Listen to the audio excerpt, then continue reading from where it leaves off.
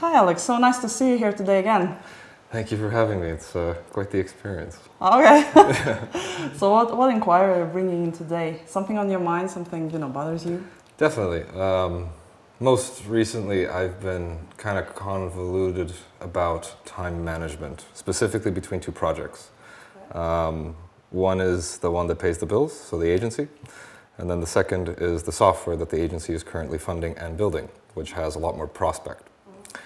And I am having trouble finding the right way to delegate time to the thing that has more opportunity with, as we've probably talked about before, chaos happening within the agency. So I guess my question would be how can you structure, or how can you at least start to solve a problem where you feel like you've got no time and a lack of control? So what is currently occupying all your time? People. Can you elaborate on that? How many people are there occupying your time?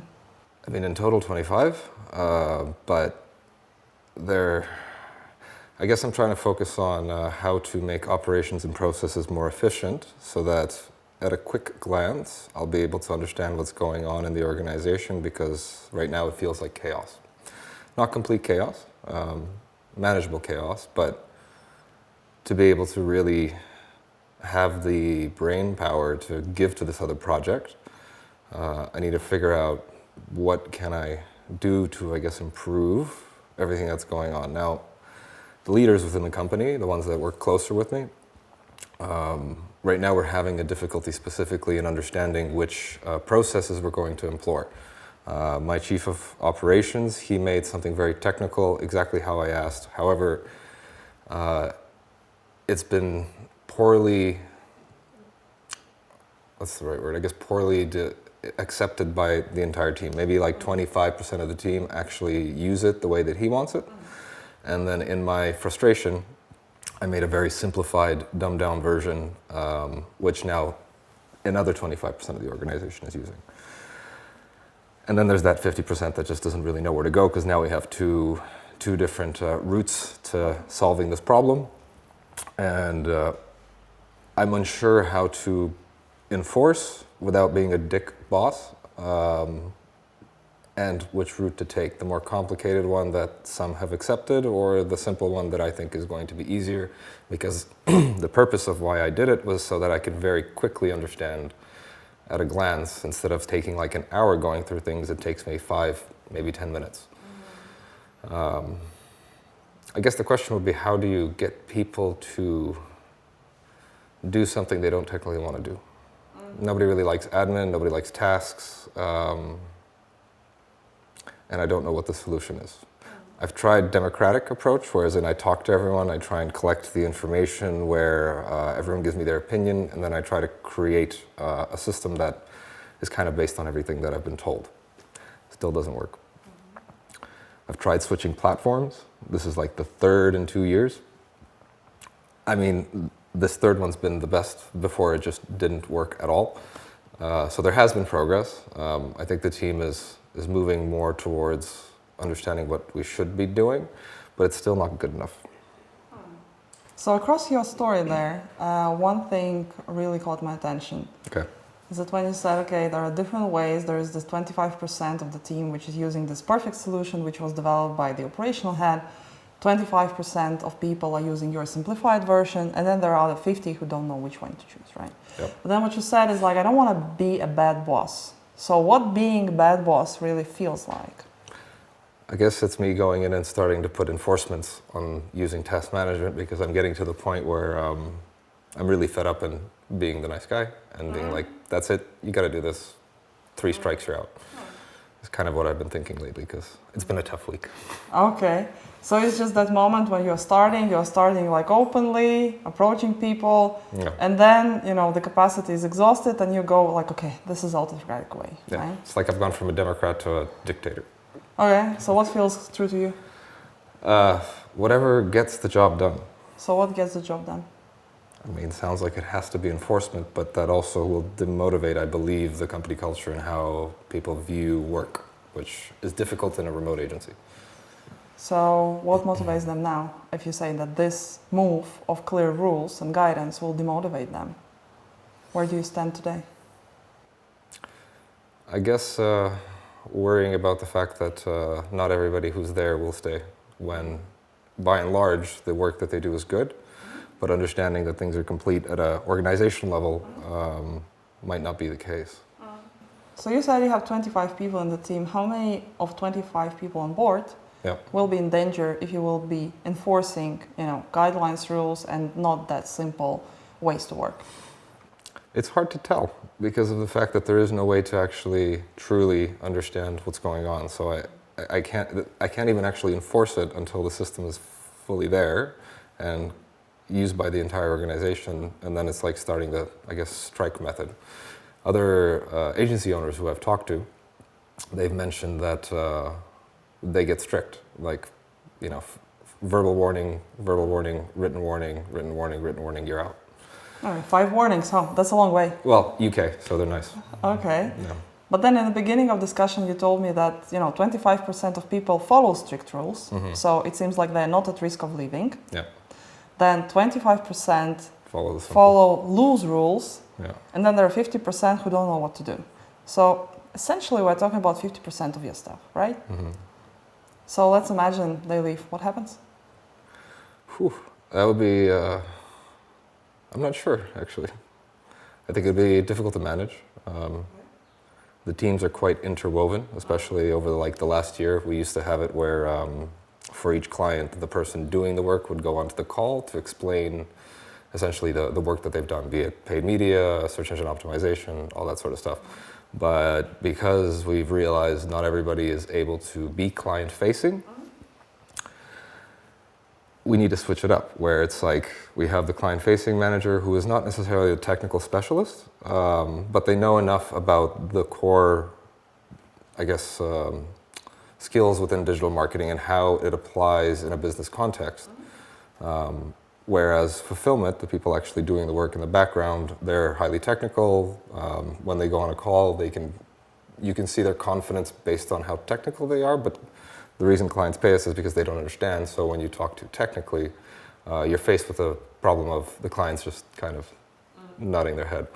Not everyone's ready to say, hey, really educate me. I mean, don't get me wrong, there are a few, but that's been difficult. So when you asked me the question, the reason why I said this is it would be a colossal mess, I believe, if 50% were to leave. I mean, 25% I think we could manage. But I will say that it's much harder to find someone with business strategy and soft skills to be able to communicate with clients. A lot of the time, leadership has to step in, myself included, to be able to articulate and solve fires, problems, things like that. So it sounds like you have different type of people there. People with technical skills, but they are poor at selling. And then people who sell, but I assume are poor in technical skills. So is it one for all approach or tailored approach for different teams? In terms of the smaller stuff, that's usually one person, just because there's no point. The account doesn't pay enough. There's no point to split it between, because the entire company is based on performance. It's literally percentages. No, I will rephrase my question. So basically the approach to managing the team of 25 people you brought into the session sounds like, okay, we either go dictatorship or we are the nice guy, right? And then I'm asking if it's possible to mix these two approaches and apply them differently depending on which team person is, or it's one for all. It has to be one for all. It has to be one for all, okay. So then we're back to the square number one. If it's one for all, 50% of people leave. Would there be a way to approach it in terms of enforcement and training, potentially? That's a good question.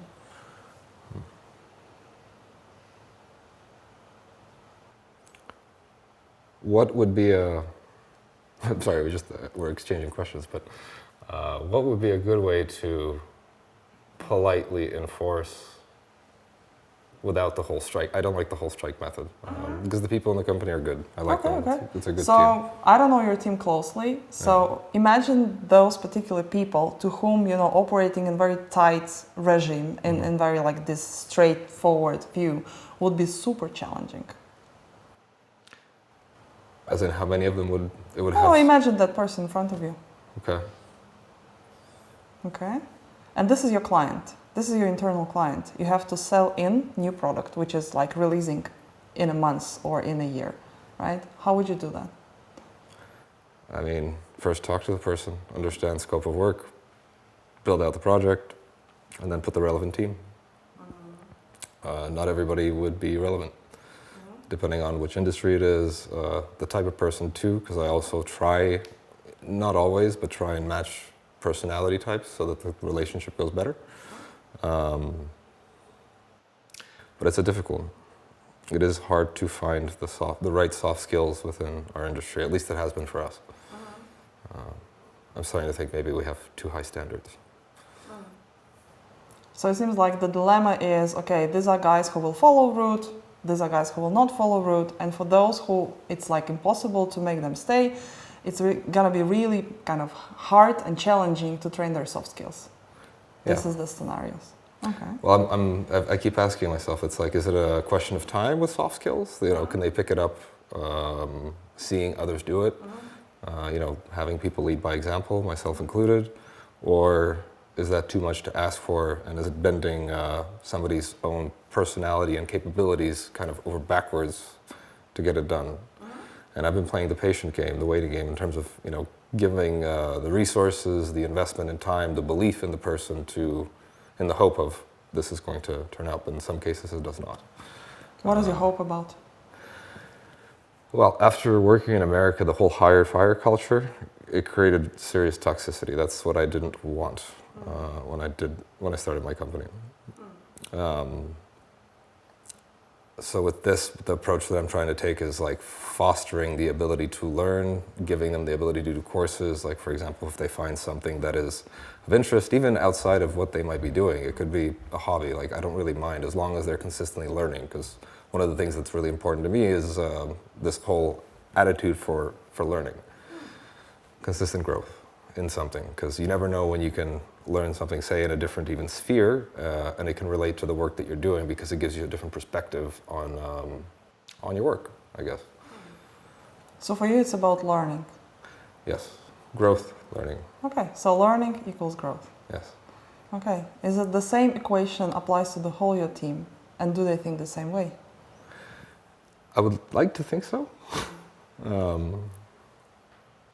But in reality, given I guess the chaos of and the lack of task management because of it, I think learning has stifled, especially because we've grown kind of quickly. So it's like I'm realizing that thinking about this before we grew would have made this a lot easier, and now trying to work backwards makes it quite difficult. Because, like, for example, when you know, when you're joining a more, I guess, structured company, they have a very serious onboarding process in terms of, like, this is how we do task management, like, this is what's expected of you from the role, you know, working hours, whatever, like all the stuff that you can expect, how you set your out of hours, whatever it may be. And I guess figuring out, well, we didn't have that. We kind of have it now, but it's still not widely used across the organization, because when we grew, we brought everybody on and everybody filled the holes that we needed to fill. But now trying to push things into a more efficient model is becoming really difficult. So as I'm talking, I'm kind of realizing that there might have to be people who will need to go. How do you feel about that? Terrible. They're all good people. They're all good people. Does that make them good employees for your business? Well, this is the whole capitalism versus, I guess, not. Yeah, you're citing the models, but I'm saying, like, I'm asking about you. What do I want for the business? It changed over time. It's changing over time. When it was smaller, I cared a lot about the people, the clients. I still care about the people and the clients. However, the more, I guess, cooks in the kitchen there are, the more difficult it is to satisfy everybody. It also becomes very exhausting at times. And at some point, especially at the end of a week, if it's been a tough one, I'm just thinking, turn on the fucking dictator. Okay. But that's just for like an hour, and then I usually fall back into my normal procedures. But then it takes a lot of, power out of you, I would imagine. Occasionally. Occasionally. Yes. Okay. So if you look back at the company when it was smaller, then okay, we could do things this way. But now when the company is this, at this stage of growth and at this stage of development, then it becomes a dilemma, you versus them. Your business goal versus their personal goals. So where is the priority? I mean, in an ideal world, the thing that's served me well is learning how to align those two things, business goals with personal growth. So it might be that, if you have to choose and those things don't align, then obviously it has to be the collective, because it's no longer just like you and one other person. It's like, okay, the people that are working and going in the direction that the company needs to go versus those who are not.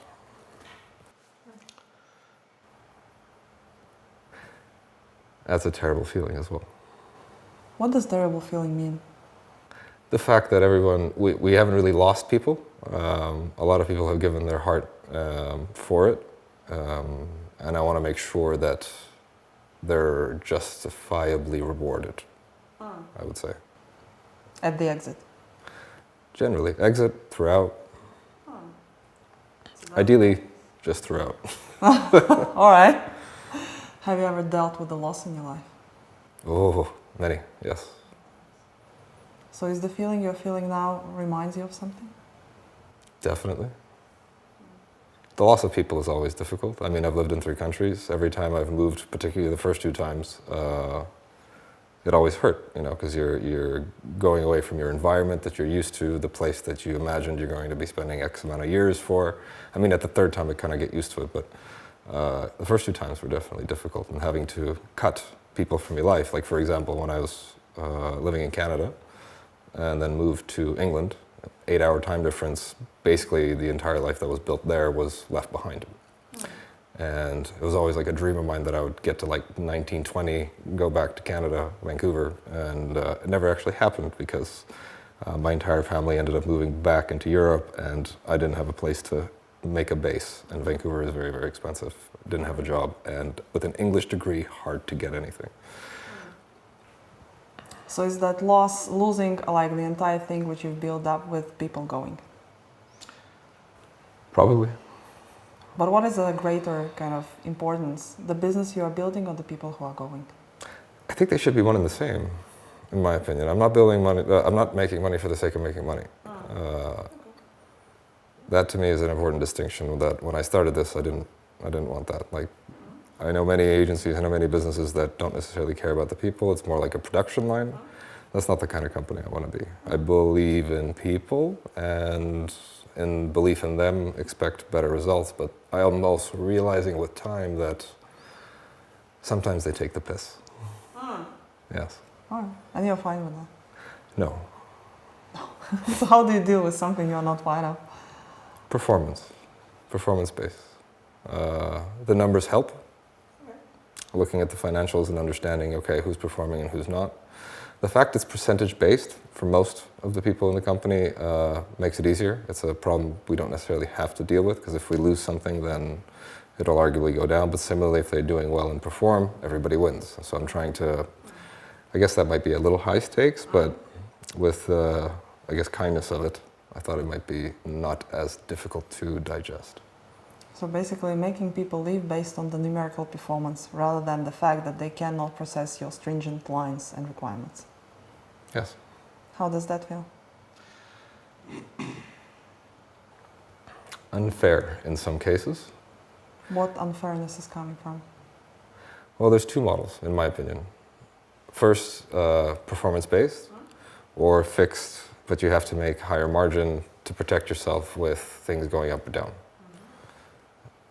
Right now it's 25% fixed, mostly based in Latvia and India, and one English guy. But everybody else is then performance-based. Now, merging the 2 is convoluted. I don't know if I would want to. I think having the performance basis actually does motivate the right people because they would want to take on the accounts, they want it to do well, they want to grow it, because that then reflects in what we pay them. It's interesting that you're mentioning now the KPI grid and performance grid. So my question is, how does that element of following the rules and procedures set, is it one of the KPIs possibly, or where it stands in regards to this KPI? That's a good question. Let me think. Definitely. As our session is approaching the end, Oh, yes. I will leave you with this question to think over. Okay. But before we end, can you sum up for me your takeaways from this session, where we started and what you are taking with you today? I guess the problem that I thought I needed solving wasn't the problem actually I was thinking about. So it was interesting to see how that shifted throughout our conversation. You asked some tough questions, but it was good tough questions in terms of helping me get to my own solution, even though it's a difficult one. I guess that's probably what I was worried about and maybe even in denial about. So the clarity that you gave me already in those, 20, 30 minutes is spectacular. I need to be a little bit more planning orientated and understand how, what would happen with the approach that we talked about. And I guess, how do I plan for that kind of loss in terms of moving forward and making sure the company stays whole to get to the right solution for the community, the group. Thank you, Alex, and good luck, with this way forward. Thanks, Ed.